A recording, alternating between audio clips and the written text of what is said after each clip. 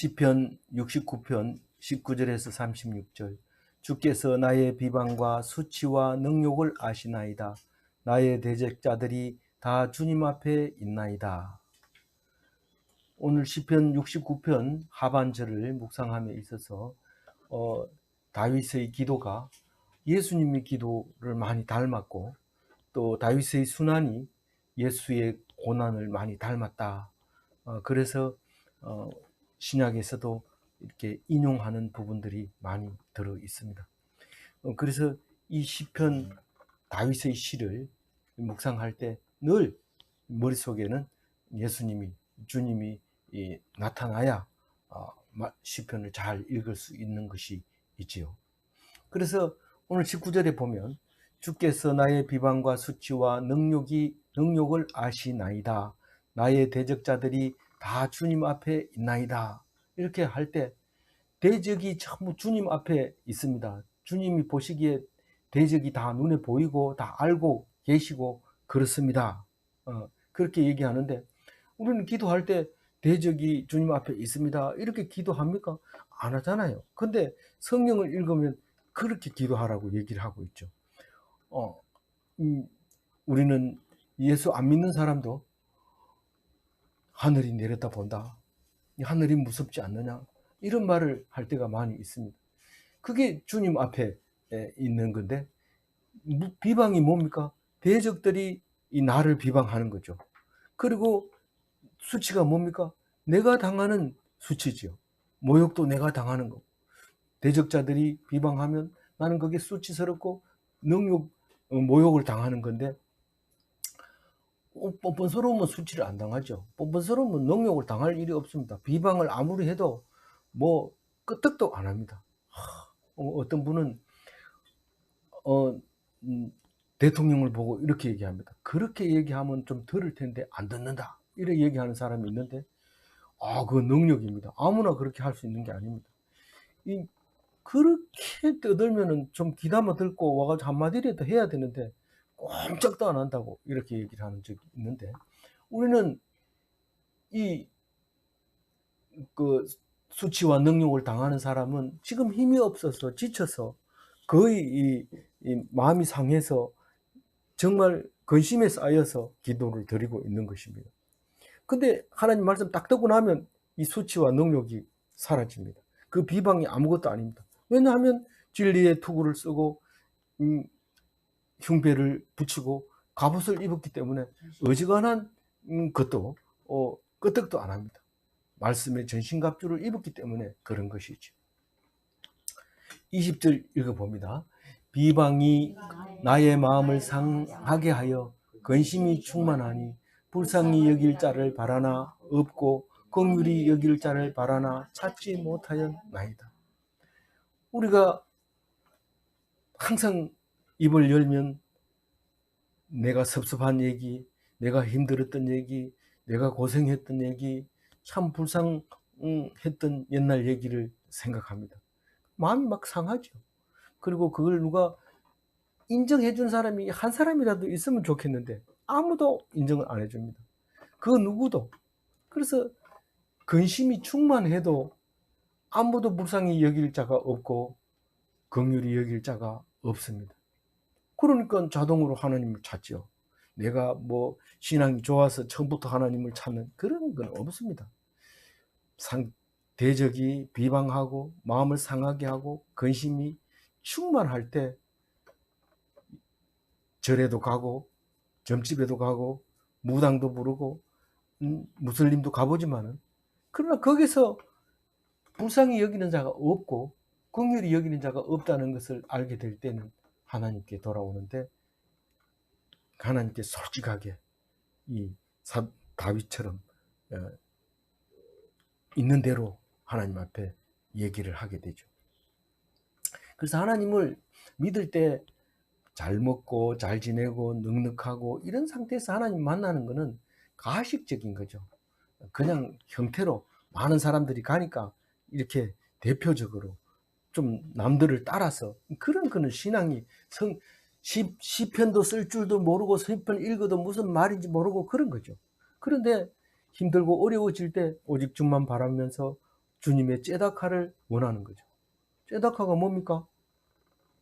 환난 당할 때 고난 당하는 자를 외면하지 않는 것이 째다카, 그게 공의잖아요. 그 오늘 20절을 그걸 하나님께 요구하고 있고 원하고 있는 것이지. 21절 같이 읽어봅니다. 그들이 썰개를 나의 음식으로 주며 목마를 때에는 초를 마시게 하였사오니. 이거 21절을 읽으면 신약의 마태복음, 사복음서에 나와 있는 이야기가 나옵니다. 썰개를 탄 포도주를 준다고 말하는 데도 있고, 몰약을 탄 포도주를 준다고 말할 때도 있고, 그런데 썰개가 엄청 쓰지요. 몰약은 안 먹어봤지만 썰개는 엄청 씁니다. 너무 쓰기 때문에 기절하기 때문에 그 웅담이나 뭐 이런 거 썰개를 말려서 줄 때는 그걸 그대로 먹으면 너무 써서 그냥 쓰러질 수도 있으니까 통째로 먹어라 이렇게 하면서 주기도 하는데, 그게 너무 쓰기 때문에 마취제 역할을 하게 되는 거죠.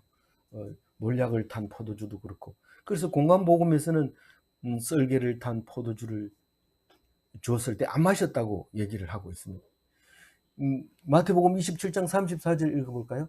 썰개 탄 포도주를 예수께 주어 마시게 하려 하였더니 예수께서 맛보시고 마시고자 하지 아니하시더라. 십자가에서 뭐 줬는데 입에 댔어요. 되긴 됐는데 이거 안 먹는다 이렇게 얘기한 것은 내가 맨정신으로 죽어야지 크게 마취제를 먹고 안 아픈 상태로 죽으면 안 된다, 뭐 이런 의미도 그럴 수도 있지만, 하여튼 공관복음에서는 준 건 하나도 안 맞았어요. 근데 요한복음에서만 초를 마시게 했을 때 그걸 마지막으로 마시고 이제 운명하십니다. 내가 목마르다 이러니까 요한복음 19장 30절에 이렇게 기록하고 있습니다. 읽어봅니다. 예수께서 신포도주를 받으신 후에 이르시되 다 이루었다 하시고 머리를 숙이니 영혼이 떠나가시니라. 요한복음을 이렇게 기록하고 있는데 언제 신포도를 주느냐 하면 목마르다 이렇게 할 때 신포도주를 주게 되는데, 오늘 21절에 있는 초를 마시게 하여 싸우니 이 말이 그게 응했다 이렇게 얘기를 하고 있는 것이죠. 그래서 왜 마지막에 다른 땐 공관복음에서는 받지 않으셨다, 그런데 요한복음에는 받았다고 얘기를 하느냐? 원래 최후의 만찬 할 때 목요일날 저녁에 저녁 식사하면서 내가 다시는 천국에 이르기 전에는 포도에서 난 거 먹지 않겠다 했는데 왜 마셨느냐 이렇게 얘기할 수 있지만, 이미 운명하실 때 천국에 입성했다는 뜻으로 우리가 이해가 되어졌죠. 그래서 우리는 다윗의 시를 읽으면서 예수님의 십자가의 모습을 그림으로 그릴 수가 있게 된 것입니다. 22절을 한번 읽어봅니다. 그들의 밥상이 올무가 되게 하시며 그들의 평안이 덫이 되게 하소서. 밥상이 올무가 되는 게 뭘까? 이렇게 하면 크게 이 식물을 위해서 죄를 범하는 것이죠. 배가 고파서 사과를 훔쳐 먹었는데 평생 감옥에 살게 된다는 이야기도 있게 되죠. 우리는 먹는 걸 위해서 그렇게 죄를 짓게 되면 그게 올무가 됩니다. 그러나 이것은 하나님이 주는 걸 안 먹었기 때문에 그렇습니다. 하나님이 주면은 먹고 없으면 굶고, 그런 게 우리 이 선교사의 삶의 모습이죠. 선교사만 그러냐? 아니 목사도 그렇다. 그래서 제가 맨날 목사는 주면 먹고 안 죽으면 굶고 이래야 되지 먹는데 너무 신경 쓴다 이런 얘기를 엄청 많이 했는데, 정말 멋있는 목사고 멋있는 선교사죠. 그러나 하나님 앞에서는 그렇지 않는 사람이 먹는 것 때문에 죄를 범하게 되는 일이 생기는데, 그 죄인들에게 그렇게 해달라고 다윗은 기도를 하게 됩니다. 그래서 의인은 굶어 죽으면 의인인데 오늘 여기서 먹는 것 때문에 죄를 지으면 안 된다. 이제 이렇게 읽어지는데 뭐 다르게 읽을 수도 있는 거지만 그렇게 보입니다. 그리고 그들의 평안이 덧이 되게 하소서. 평화를 구하지만은 그게 평안이 안 구해지고 오히려 죄를 범하게 되는 일이 생기는데 그게 덫이 되는 거죠. 그래서 샬롬을 원하나 오히려 죄를 범하게 하게 하소서. 이게 악담입니까? 그건 아니잖아요. 그 사람들이 그렇게 될 때 그게 원수가 되는 거죠. 그렇게 될 때. 예, 더 좋은 밥을 먹기 위해서 거기에 걸려 넘어질 수도 있고요. 또 평안한데도 불구하고 더 평안함을 구하다가 망하게 되는 경우도 있습니다. 그러나 이것은 평안이나 밥은 전부 하나님이 주는 거기 때문에 그냥 순종하면 복이 되는 거고, 우리가 오늘 또 나누었지만 순종해서 얻은 복이 진짜 복이지, 그 이외의 것은 불안하고 샬롬이 없고 그게 죄라는 것을 알게 되고 이렇게 되는 거죠. 23절 이제 원수에 대해서 기도합니다. 그들의 눈이 어두워 보지 못하게 하시며 그들의 허리가 항상 떨리게 하소서. 눈을 어둡게 해달라는 거예요. 누가? 원수가. 눈이 어두우면 어떻게 되는데요? 사리 분별력이 없는 거죠. 그리고 왜 저렇게 하는지 이해가 안 되는 거죠. 근데 사실은 원수가 눈이 어두워서 못 보게 하는 게 아니라 눈이 어두워서 못 보면 그게 원수가 되는 거예요. 어떻게 그렇게 할 수 있느냐? 이렇게 말하게 되고 말도 안 되는 짓을 하면 그게 하나님의 불신자가 되고 그게 원수가 되고 나의 대적이 되는 거죠. 하나님의 원수가 왜 니한테 대적이 되냐? 다윗의 시는 그렇습니다. 다윗의 시는 내가 하나님하고 같기 때문에 나의 원수가 하나님의 원수고 하나님의 원수는 나의 원수입니다. 그래서 그들이 어두워서 못 보게 하다. 이걸 뭐라고 얘기하냐면 하나님이 그냥 방치해 놓으면 눈이 어두워집니다. 우리가 눈이 밝은 것도 내가 지혜가 있어서 그런 게 아니라 하나님이 나를 밝게 해주니까 내가 밝은 거죠. 그래서 분별력이 있습니다. 통찰력이 있습니다. 지혜가 있습니다. 근데 원수들은 그렇지 못하게 해달라고 기도를 하고 있습니다. 그들의 허리가 항상 떨리게 하소서. 이게 무슨 말인가? 허리가 떨리면 이게 춤추는 건가? 이렇게 생각했는데 다른 성경에는 이걸 갖다가 몸을 가누지 못하게 하소서 이렇게 번역을 했어요. 새 번역에도 그렇게 번역을 하고. 그래서 이게 지금 허리가 떨리니까 못 일어나서 그런 거구나. 그렇게 이제 그림을 그릴 수가 있겠어요. 원수들은 힘을 못 씁니다. 원래 허리에다가 허리띠를 딱 졸라매고 딱 일어서면 일을 시작하고 또 싸움을 시작하고 그렇게 하는 거죠. 24절 읽어봅니다. 주의 분노를 그들 위에 부으시며 주의 맹렬한 노가 그들에게 미치게 하소서. 우리는 어려운 일을 당하면 하나님께서 분노하시고 그리고 그 어려움을 기꺼이 견디고 나서 하나님께서 복 주실 것을 믿고 잘 견디죠. 그게 바로 우리에게는 연단이라고 하는 것을 잘 통과하면 연단 안 받은 것보다 몇 배로 축복을 얻는다는 사실을 알고 그 받는 고난을 장차 올 그 영광에 비해서 비교할 수 없다. 그렇게 얘기하면서 그 어려움을 견디는 것이죠. 그런데 원수들에게는 그 분노가 쏟아부어지면 그 사람이 연단을 받지 않습니다. 그건 벌로 받는 것이고 징계로 받는 것이고 분노로 그대로 받는 것이기 때문에 견딜 사람은 없습니다. 다 죽습니다.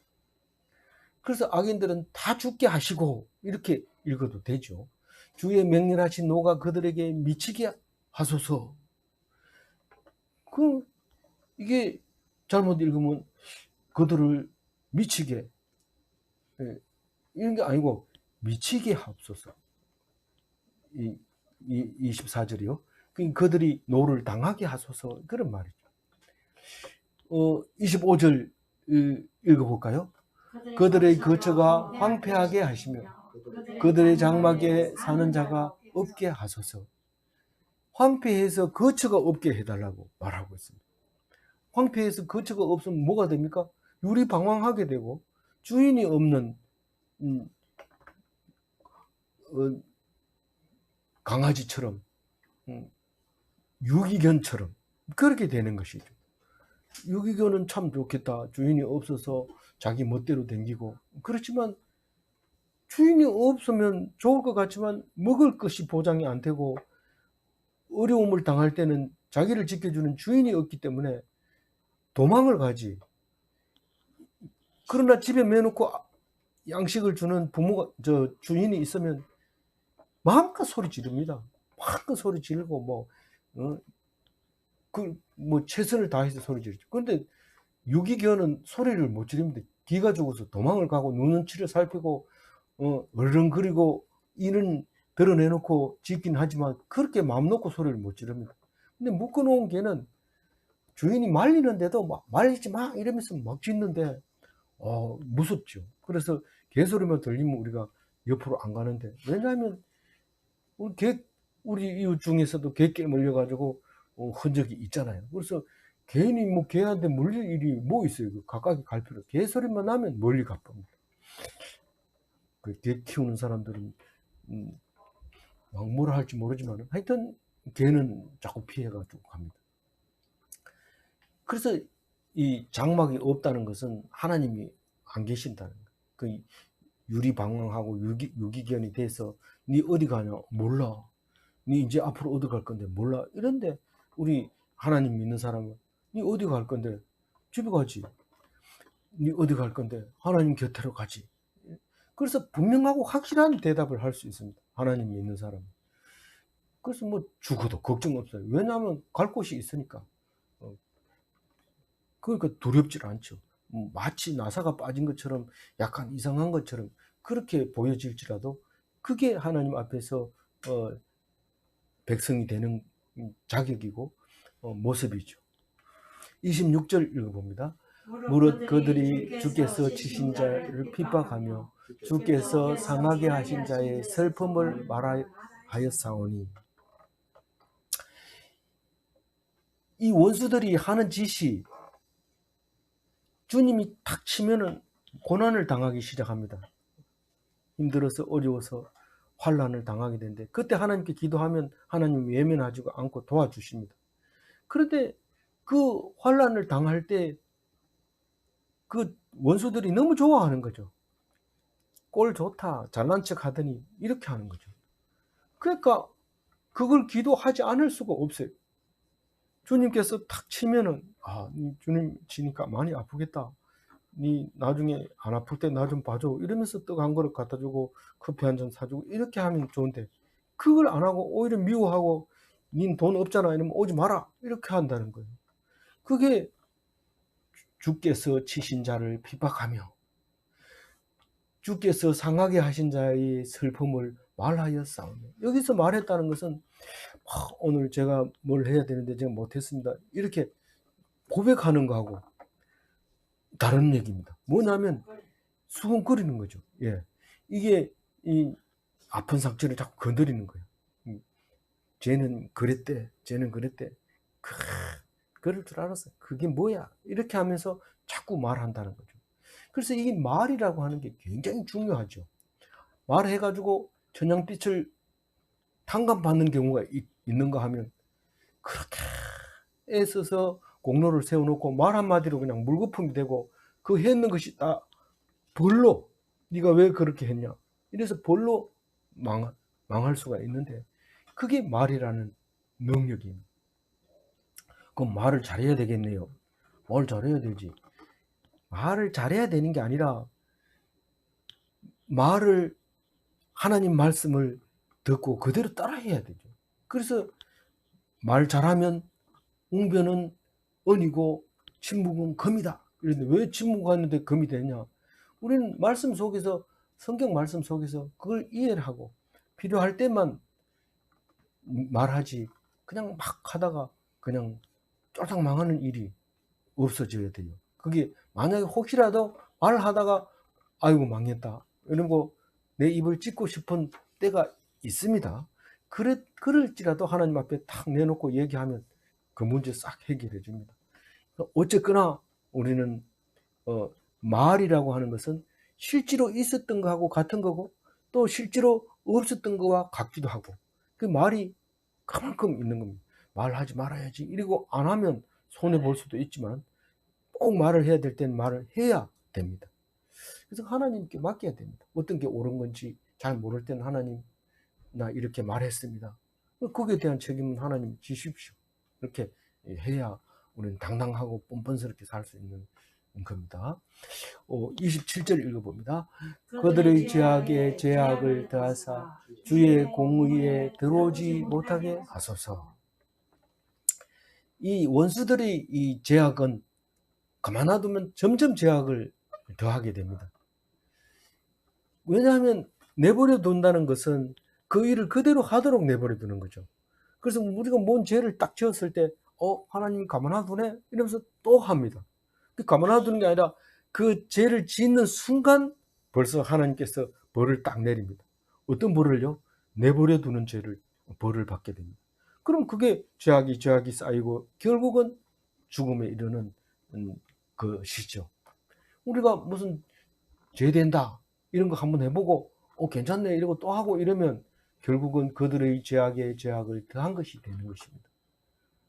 하나님이 그렇게 해서 그들이 원수가 되는 게 아니라 원수는 하나님이 그 내버려 둠으로써 그렇게 되면 그게 원수가 된다는 거죠. 그러니까 하나님 앞에 안 돌아서면 결국은 이 모양으로 될 수밖에 없다는 거예요.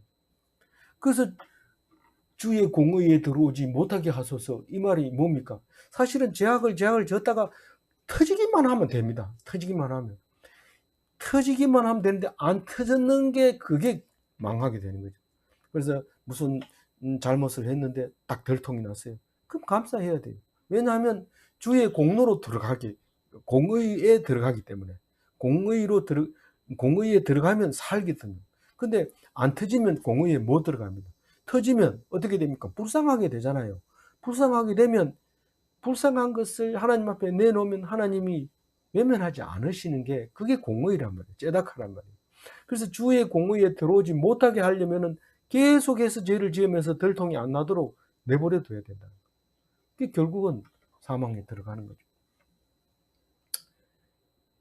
가룟 유다를 얘기하자면 결국 죄악을 더해서가 아니라 공의에 들어오지 못해서 끝나버린 거죠. 그래서 예수님이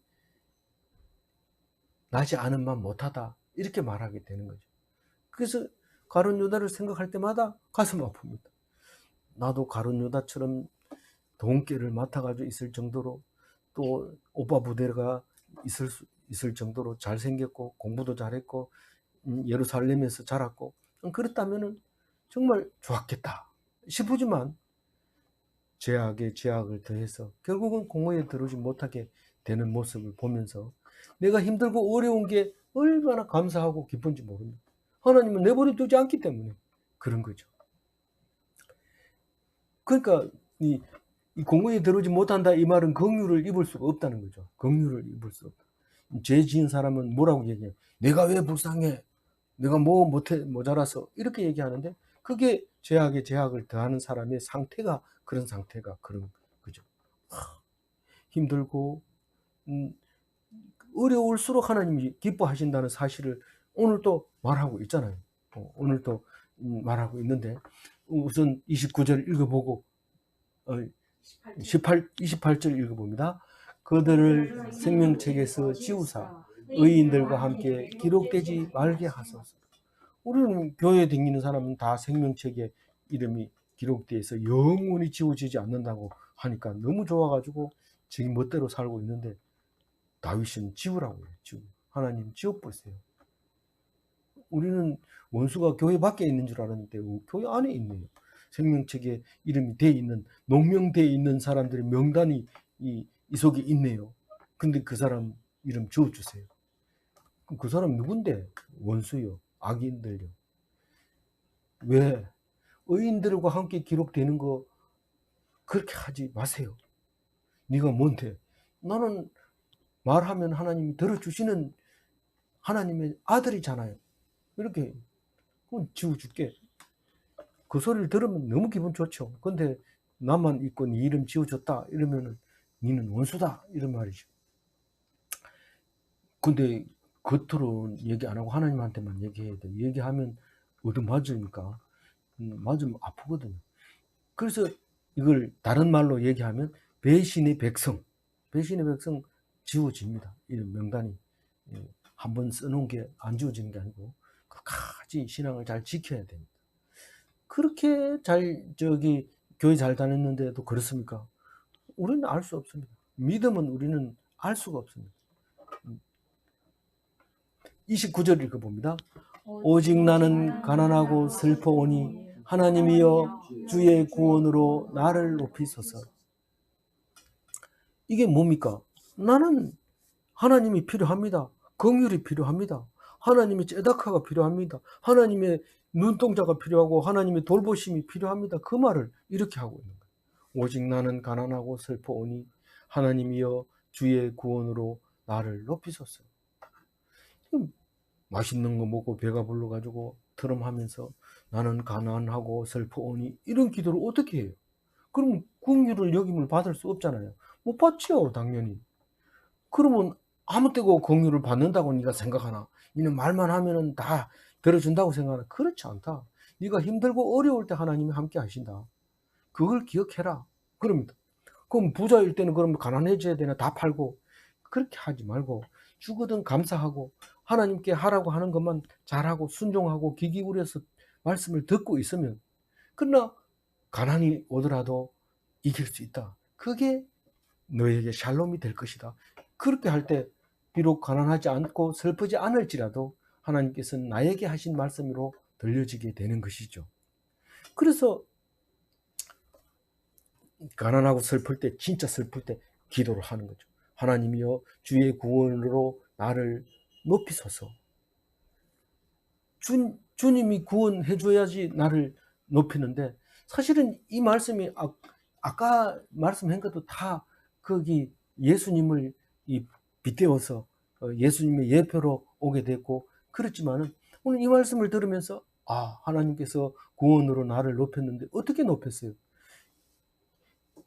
이 최고의 악형을 받아서 강도가 받을 십자가의 처형을 다 행했는데 죽은 자 가운데서 3일 만에 다시 살아나서 승리를 하면서 그게 구원으로 엄청 높이는데, 예수님 받을 만큼 높은 사람은 없잖아요.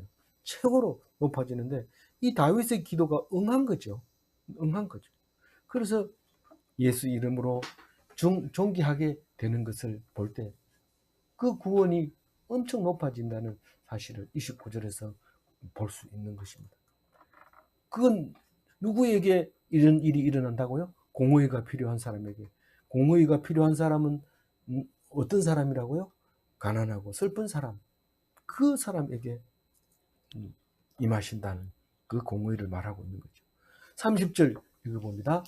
내가 노래로 하나님의 이름을 찬송하며 감사함으로 하나님을 위대하시다 하리니. 가난하고 슬픈 가운데 노래하는 걸 말하는 겁니다.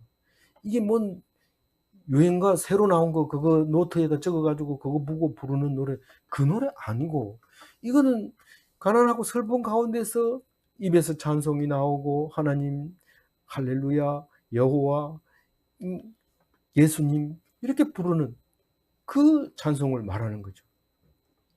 생각만 하면 그게 은혜가 감사하고, 그리고 그 은혜를 말할 때 하나님은 참 위대하시다 이렇게 말할 수 있는 노래 제목이 하나님은 위대하시다입니다. 그렇게 하는 게 공의를 노래하는 거예요. 공의를 노래하는 거. 근데 다른 거를 하는 게 하나님이 기뻐하시는 줄 아는데 이걸 가지고 기뻐하신다는 사실을 알아야 됩니다. 노래하고 찬송하고 감사하는 것을 기뻐하신다고요. 31절 읽어봅니다. 이것이 소 곧 뿔과 굽이 있는 황소를 드림보다 여호와를 더욱 기쁘시게 함이 될 것이라. 우리는 전도서에도 있고요. 또 다른 성경에도 있는데 시편에도 오늘 있는 건데, 우리는 제사를 지내는 것보다 상한 마음을 하나님이 더 기뻐 받으신다는 거예요. 늘 앉으면 힘들고 어려웠던 이야기, 그리고 괴로운 이야기, 그리고 눈물 조금 흘리는 이야기, 이런 것들은 네가 지금 소를 잡아서 제사 지내는 것보다 더 기뻐하는 하나님. 만약에 내가 감사가 없고 찬송이 없다면 아픈 얘기 못합니다. 그게 너무 아파서 그 얘기 왜 또 꺼내 이러지만, 그것을 할 수 있다는 것은 하나님께 감사하고 하나님께 영광 돌렸다는 뜻입니다. 그게 예배죠. 그게 예배죠. 그게 나눔이죠. 그게 우리가 하고 싶은 얘기를 하는 거죠. 그게 그만큼 중요하다는 겁니다. 근데 그걸 모르고 자꾸 니는 비둘기 잡았지, 나는 양 잡았다. 니 양 잡았지, 나는 소 잡았다. 나는 황소 잡을게. 그보다 더 큰 건 없어. 살찐 황소가 최고 멋진 제사입니다. 나는 그럼 2마리 잡을래. 이러고 어떤 사람은 1000번제를 드렸다는데 1000마리의 희생을 드렸다는 해석으로 하기도 합니다. 그러면 1000번제라는 게 그런 건데, 그런 번제를 드리는 게 좋지 않겠냐?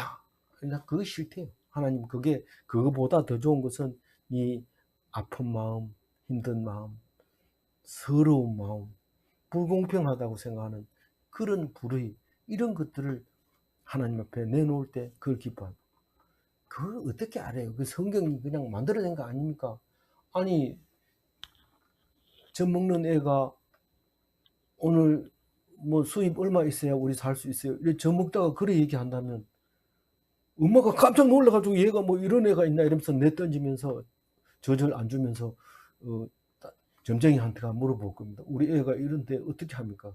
갖다 버리세요. 이럽니다. 점쟁이도 그러는데, 이 하나님의 자녀가 무슨 하나님 돈이 없어가지고 거액을 헌금합니까?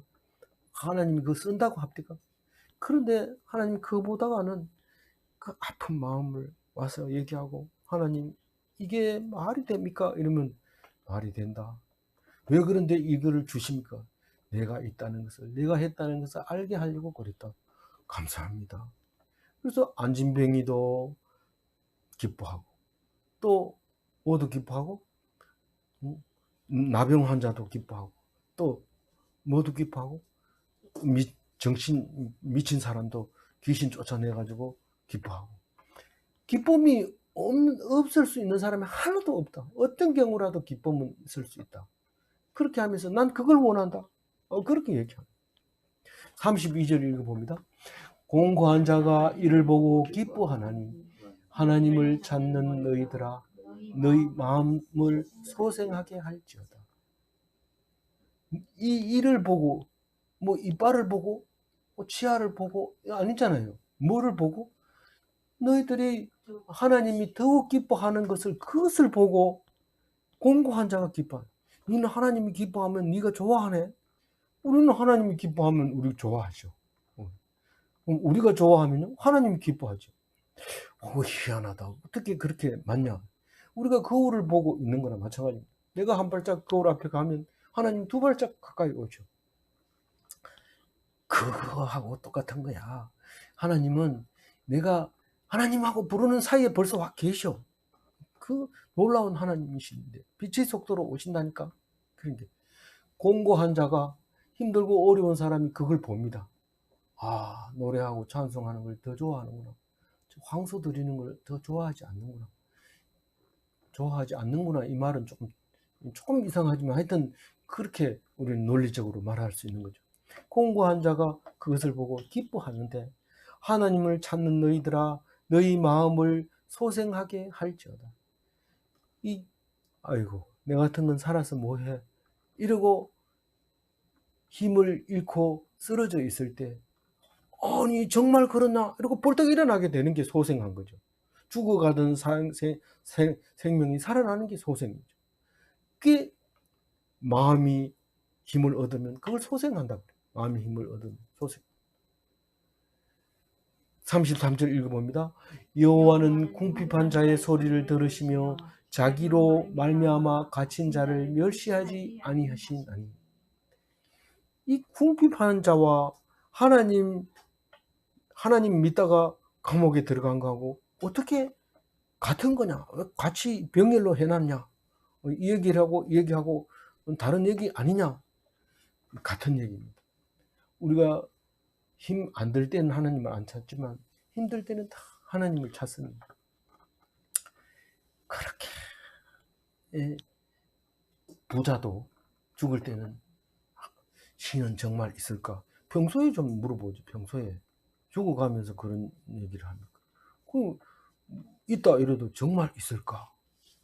자기 노트에다 그렇게 적어놓고 죽었대. 그것도 크게 확대해가지고 사람들 보여주면서 했는데 그렇게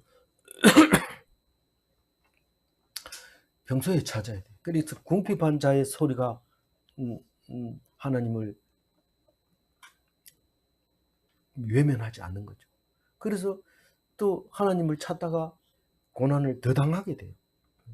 네가 나에게 그렇게 하는 게 아니라 하나님이 하는 거다. 그래, 내가 못한다고? 그럼 내가 집어넣어 줄 테니까 네가 하나님 이름으로 나와봐라. 예수님처럼 십자가에 달려가지고 가만하더라. 하나님 와서 어떻게 구원하시나 보자. 그거하고 똑같은 말이에요. 그게 자기로 말미암아 갇힌 자, 하나님의 이름으로 말미암아 고난 당하는 자를 말하는 거죠. 절대로 하나님이 멸시하지 않습니다. 어떻게 멸시하지 않아요? 죽은 자 가운데서 다시 살리십니다. 얼마 있다가? 사흘 만에. 사흘을 못 참습니까? 사흘 못 참으면 어때요? 지나가면 그냥 사흘이 되는 거죠. 안식일에 그냥 안식하고 그 이튿날 새벽에 벌써 살려주시는 거죠. 긴 시간 아닙니다.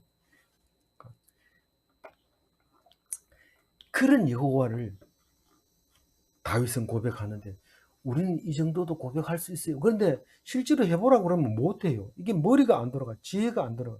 근데 진창으로 하는 곰핍하고 힘들고 이러면 이 시가 나오는데 그때는 이미 늦었죠. 뭐가? 그거 기록해놔봐야 소용이 없어요. 다윗이 아마 기록 다 해놨기 때문에 뭐 애써서 기록하지 말고 글자도 잘 못 쓰면서 자꾸 쓰려고 애쓰지 말고 하나님 앞에서 그냥 말씀만 열심히 읽으면 아이고 내가 안 써도 다 썼네. 그 자서전을 막 두껍게 해가지고 막 만들어서 막 돌리는데 아이고 이 책 만드느라고 수고했습니다. 아이고 읽어보니까 참 고생 많이 하셨네요. 그러고 내 던져버리죠. 그거 뭐 간직할 이유도 없고. 왜냐하면 성경 보면은 성경 한 줄이 그 책 한 권보다가 더 간절한 것을 기록하고 있거든요. 그러니까 베스트셀러는 성경을 따라올 수가 없죠. 어떤 경우도. 34절 읽어봅니다. 천지가 그를 찬송할 것이요 바다와 그 중 생물도 그리할지로다. 우리가 사람이 하나님을 찬송한다고 해서 끝나는 게 아닙니다. 우리가 하나님을 찬송하면 농작물도 잘 자라서 결실을 맺어서 그게 찬송하는 사람에게 안 죽고 살게 해주죠. 천지가 그를 찬송하는 거예요. 그 선교사님들 얘기 들어보면 비행기를 타고 이렇게 지나가면 민둥산이 나오면 예수 안 믿는 나라, 그리고 숲이 우거지면 예수 복음이 들어간 나라, 이렇게 얘기를 할 때 참 마음속에 감동이 오죠. 천지가 다, 우리가 찬송하면 천지가 다 찬송하는, 바다와 그 중에 모든 생물도 그래. 우리가 눈으로 보면 그 겉으로 파도치는 바다만 보이지만 그 속에 들어가면 막 우리는 전혀 생각 못했던 무궁무진한 생물들이 있다는 것을 알게 되는데, 그 생물하고 우리가 보는 바다에 하나님을 찬양해라 이거하고 관계 있습니까? 전부 관계 있는 거예요. 우리는 너희들이 몰라서 그렇지 바닷속에 얼마나 희한한 게 들어있다고 이렇게 하면서 아는 체 해도 우리는 다 알고 있어요. 그 34절에 봐라, 바닷속에 있는 생물도 다 하나님을 찬양한다니까, 이렇게 얘기할 수 있는 것이죠. 35절 읽어봅니다. 하나님이 시온을 구원하시고 유다 성읍들을 건설하시리니 무리가 거기에 살며 소유를 삼으리로다. 이 시온은 뭐 구약 성경 전체를 봐도 또 이 시편을 봐도 다윗의 시를 봐도 시온은 하나님이 계시는 곳이고 말씀이 계시는 곳이고 거기에 구원이 있는 곳이죠. 그래서 우리는 이게 성경을 말하고 있구나. 직관적으로 알게 되죠. 직관적으로. 그래서 유다 성읍들은 뭔데? 백성이 사는 곳을 말하는 거죠. 뭐 유다 성읍 속에 시온이 있잖아요. 그럼 우리는 영육간에 이렇게 할 때 뭐 이게 둘이 짝이 비슷하다면 영은 시온이고 유다 성읍은 육이고 이렇게 그림을 그릴 수도 있죠. 그러나 뭐 그게 꼭 맞냐 이러면 그거를 또 주장할 수 있는 것도 아니고 또 그렇지 않다고 말할 수도 없는 것이죠. 그러면 나는 그렇게 그릴래 이러고 그려놓으면 사람들이 공감하기도 하고 또 아니라는 사람은 또 다르게 그림을 그릴 수도 있죠. 어쨌든 시온을 구원하시고 유다 성읍들을 건설하시리니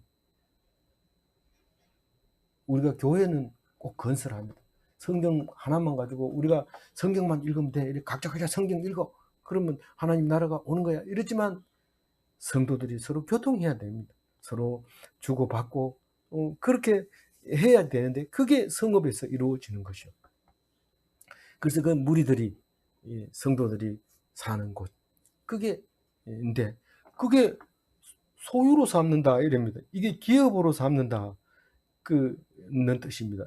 거기에 살며 기업으로 삼으며 이런 뜻입니다. 그 말씀이 자식에게 내려가야 되죠. 자식에게 물려줄 건 없고 이 말씀밖에 없다. 성경책 하나 주면 논도 한 마지기 못 주고 이런 소용 없습니다. 논 줘봐야 주자마자 바로 팝니다. 왜냐하면 농사도 안 짓는 게 농토를 가지고 있으면 세금이 바로 나오거든요. 그러니까 그런 건 소용없고 필요한 건 성경 말씀. 이것만 있으면 굶어 죽지 않는다. 이것만 있으면 영원히 산다. 맞아 죽을 일도 없고 죽을 일도 없고 그렇다. 그게 주는데 그게 기업으로 물려주는데 자식이 없는 사람 물려줄 게 없는데요. 이런데 그게 아니고 말씀을 전달했는데 그것을 받아들이면 그게 자식이다. 그게 아브라함도 그랬고 이삭과 야곱도 그랬고 이 다윗도 그랬고 베드로도 그랬고 바울도 그랬고 자기 아들을 삼았잖아. 말씀으로 가지고 아들 삼는 그게 소유를 상속해 주는 거다. 이렇게 얘기할 수 있습니다. 36절 읽어봅니다. 그의 종들의 후손이 또한 이를 상속하고 그의 이름을 사랑하는 자가 그 중에 살리로다. 이가 뭡니까? 이가 그게 시온이죠. 말씀이죠. 성경이죠. 그 종들의 후손이 누굽니까? 성도들이죠. 대대로 내려갈 후손들이죠. 후손이 끊어집니까? 안 끊어집니다. 영원합니다. 그 이름을 사랑하는 자가 그 중에 살리라. 그가 뭡니까? 말씀 속에 사는 것. 성도들 속에 사는 것. 하나님의 이름을 사랑하는 자의 속에 사는 거죠. 그게 영원한 하나님의 말씀을 말하고 있는 것이죠. 그게 시온이죠. 유대인들은 시오니즘 그러면은 지금 있는 예루살렘을 쭉하고 안 떠나고 붙들고 있지만 우리는 한 번쯤 가보는 건 좋지만 그게 목숨 걸 이유는 없어요. 왜냐하면 말씀이 시온이기 때문에. 말씀 속에 다 나와 있고 안 가도 그림 그려지고 인터넷에도 사진 다 찍어서 올려놓기 때문에 신경을 안 써도 됩니다. 오늘 30절과 31절을 가지고 제가 말씀을 정리하려고 합니다. 한번 읽어봅니다. 30절, 31절. 내가 노래로 하나님의 이름을 찬송하며 감사함으로 하나님을 위대하시다 하리니 이것이 소 곧 뿔과 굽이 있는 황소를 드림보다 여호와를 더욱 기쁘게 하게 함이 될 것이다. 헌금을 드리는 것은 종교인으로서 아주 기본이죠. 그리고 헌금만 드린다 이러면 그건 종교인으로 봐야 되죠.